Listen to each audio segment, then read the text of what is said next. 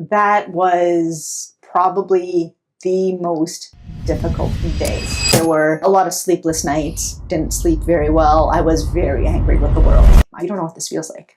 No, it's not going to get better. Is what allowed me to eventually be in a much better place. We're back again with the ZayZo Stories, and I have my amazing friend Amanda Luang, one of the most successful leaders yet again at Kaseya. Amanda, first of all, thank you for your time. Secondly, I want you to know that this is to inspire people like you and I around the world who probably are in the pits at the moment. So this story is more about your struggles, your failure, and how you got out of it versus, the glory. I know how glorious you are. Talk to us a little bit about, who you are, and then I have a series of questions for you that we will go after. Of course. And first, thanks for having me. I mean, I think the world of you, and this that you're doing is absolutely incredible, right? Especially in today's world, I think we all need a bit more encouragement, a bit more inspiration. And you got to remember that, in life, we're humans. There's good days and there's bad days. And collectively as a society, we all go through it. So. Awesome. Do you want to narrate a story where you were literally in the pits? And how did you climb back up? Yeah, so this one's definitely a little bit personal. Try to do this without crying. A few years ago, so I've had siblings. There were 4 of us, 4 girls. And a few years ago, 4 years ago actually, almost to the day, we lost my oldest sister. She was quite young. I'm so sorry. Yeah, thank you. So she was quite young. She was 42 when she passed, just about 42. And that was probably the most difficult day. A month prior to that, we had lost my grandpa. And so it was a lot at once for the family. And with work and our world, obviously it was a lot.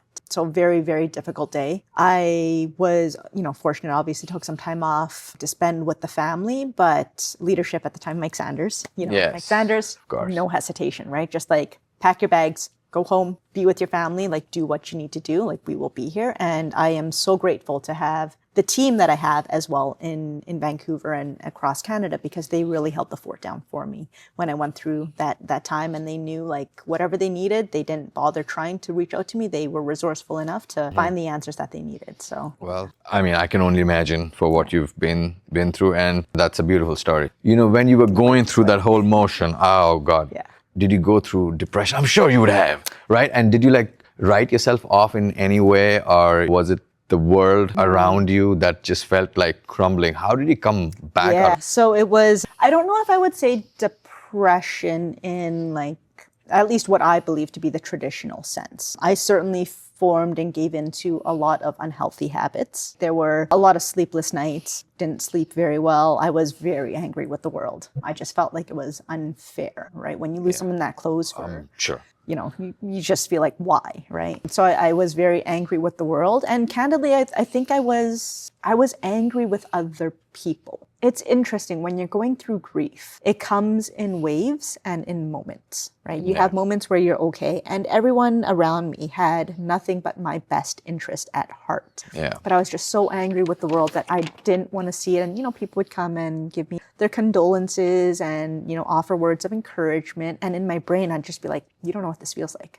No, it's not going to get better. Yeah. And it was that negativity. So I would say that in the initial phase, I certainly wrote myself off. And a little bit, not people, but the greater, whoever the greater being of the world is, right? Yeah. Whatever God people believe in, that who I was really upset with at the time. And I think the thing that pulled me out of it really was it was a combination of me recognizing it was just a negative space. I was in a negative headspace, couldn't sustain myself that way. I threw myself into work because that was a great distraction, right? Which is great, but also not, because that's not solving for the root cause. I don't think that's healthy. It's cascading, it's masking it, right? Yeah. And so what I did is, I've always been a big journaler. I've always believed in journaling since I was young. I just loved journaling. That's always been a source of relief for me. So what I did is I just started journaling everything, the good moments, the bad moments. I would write notes, letters to my sister as if she were still here. And I think doing that throughout time is what allowed me to eventually be in a much better place. The support circle around me, again, even with work, there was 1 year, it was this few months after my sister had passed, and it was the year that we were having Connect in the fall. right? And it was the day before Connect. And I remember packing my bags for this trip.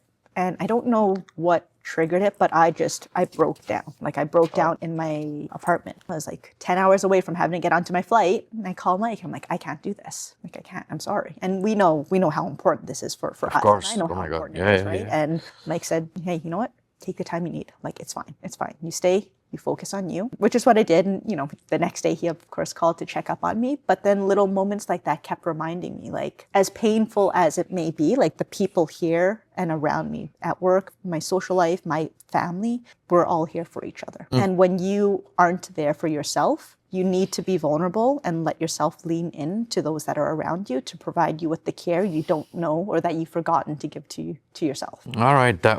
That was just so emotional and so powerful, Amanda. I feel bad that made you cry, but this was like for people around the world who lose their loved ones and they have to come back to work. I think this was a very powerful story. So just building up on that question, how was the first day when you returned back from this personal fiasco? Honestly, it was a little weird. I'm at work. I'm being as productive as I can. In the back of my mind, I've still got this grief. My team doesn't quite know how they should be approaching me because I think they're also a little worried. Like, do I bring it up to her? Do I not bring it up to her? Do I say something? Do I don't? And I think we all just tried to act as though it was a normal day.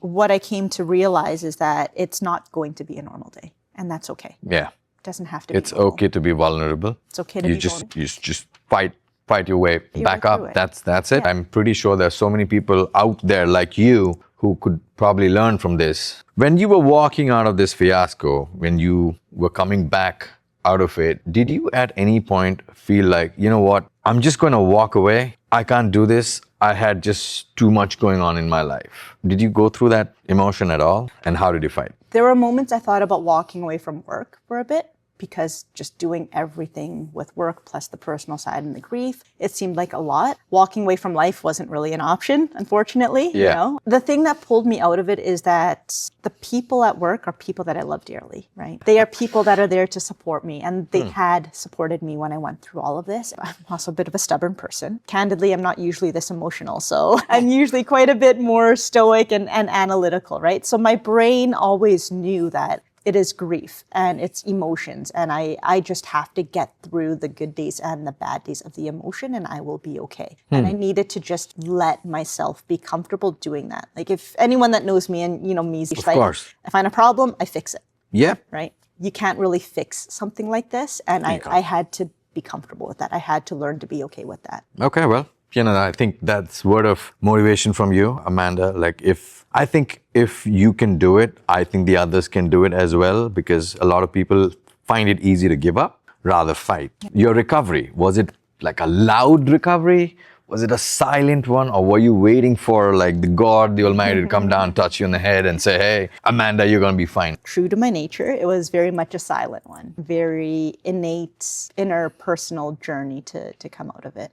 Talking to some of my friends as well, talking to my sisters and my parents, obviously, who were also affected, also helped, and making sure that, they knew I was there for them and that we were all going through the same things. It was very much a quiet, 1% better than the day before kind of journey. What do you have to unlearn about yourself that you missed today? Chinese cultures, we're not a very emotional family. There's a joke, right? Your parents will never say that they're proud of you or that they love you, but they'll give you all the food that you want to eat, right? It's a different kind of love language. Yeah. And when you're going through something like this, for me, it's like learning to be comfortable with my emotions and expressing them. Yeah. Very difficult. To this day, I struggle with that. Yeah. So I think I really had to unlearn that, and I had to learn to allow myself to open up to the people that care. Right. And I think in the past, a lot of my perception was, I don't want to trouble this person with my problems. Right. My issues and my emotions. Right. Ask for help. I'm guessing that's what you're saying. Yeah. But it's as simple as like, hey, you have a few moments? Like, I'd love to just like sit and have some company. Amanda, what is that one thing that you miss about yourself? Honestly, I don't think that there's anything. Okay. I don't. And the reason I say that is, for me as an individual, I've never really believed in regrets, right? I think about my journey from when I was a kid to where I am now. I've made some silly mistakes and, done some stupid things in my life, but every single action that I've taken has brought me to where I am today. If something were to change, I wouldn't be who I am today. And I think as painful as the experience was, it's provided me with a different sense of resilience, but also a different appreciation for life. Life is finite. We take that for granted and anything can happen. And so it makes me appreciate each day that I have. It's funny because I mean, you know, here we are at this incredible conference, right? A lot of talk about like, oh, how's it going? And I keep telling people, I'm like, you know what? If that is the biggest problem that I have today, I'm living a pretty darn good life. I can't complain. Wow. So. That is so beautiful, you know. Yeah, gratitude, I think, is what you're referring to. A lot of people don't have that. Amanda, thank you so much for building on that. What's that one thing you would tell them to get out of it? Lean into your people. Whether you believe it or not, you've got people in your life that care deeply about you, and they don't know how to come to you to provide you with the support that they feel you need because they don't want to impose themselves. So lean into them. Let them know it's okay.